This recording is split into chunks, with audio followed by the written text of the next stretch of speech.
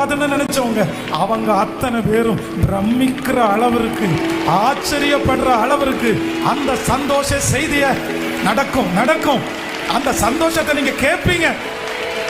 நன்றியப்பா, நன்றியப்பா, நன்றியப்பா. யாருடைய தலையின் மேலெல்லாம் சில துக்க செய்திகள் இருக்கிறதோ அவங்க ஒவ்வொருத்தருக்காகவும் உடைய ஊழியக்காரன் இன்னைக்கு திறப்புல நிற்கிறப்பா. சிலருடைய தலையின் மேல நித்திய காலமா துக்க செய்தி இருக்குது. தீராத வியாதி, மரணம் வரைக்கும் தொடருகிற பிரச்சனை. ஹல்லேலூயா, நன்றி அப்பா.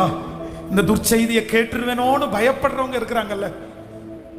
அடுத்த மாசம் இது வந்துருமோ, அடுத்த வருஷம் இது வந்துருமோ, அந்த துர்ச்செய்தியை இனி திரும்பி எப்ப கேட்பேனோ, எனக்கு பயமா இருக்குது அப்படின்னு நினைக்கிற நிறைய பேர் இருக்கிறாங்களே அப்பா. நன்றி ஆண்டவரே. உம்முடைய பிறப்பு இல்ல, இனி அந்த காரியத்தை குறிச்ச துர்ச்செய்தி இல்ல. அப்படியே ஒவ்வொருத்தருடைய தலையின் மேலும், ஒவ்வொருத்தருடைய தலையின் மேலும் எங்க பிள்ளைங்க ரொம்ப கஷ்டப்பட்டவங்க ஆண்டவரே. நன்றி ஆண்டவரே. இந்த உலகமோ சந்தோஷப்படும், நீங்கள் துக்கப்படுவீர்கள், ஆனாலும் உங்கள் துக்கம் சந்தோஷமாய்